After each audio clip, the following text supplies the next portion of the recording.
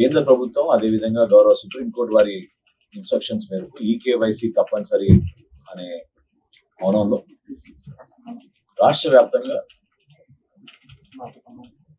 ఆంధ్రప్రదేశ్లో కూటమి ప్రభుత్వం వచ్చిన తర్వాత నిర్ణయం తీసుకుని ప్రతి ఒక్క కార్డుని ఈకేవైసీ చేయాలనే ఒక ప్రయత్నం రాష్ట్ర వ్యాప్తంగా మేము ప్రారంభించినప్పుడు భారతదేశంలోనే 95% పూర్తి చేసుకున్న ఏకైక రాష్ట్రం ఈ రోజున ఆంధ్రప్రదేశ్. అంటే 1,46,21,223 కార్డులు ఉంటే అందులో ఉన్న సభ్యుల సంఖ్య 4,24,59,028. వీరందరికీ కూడా 95% మందికి ఈకేవైసీ పూర్తయింది. పూర్తి కాని పెండింగ్ ఉన్న సంఖ్య 22,55,498.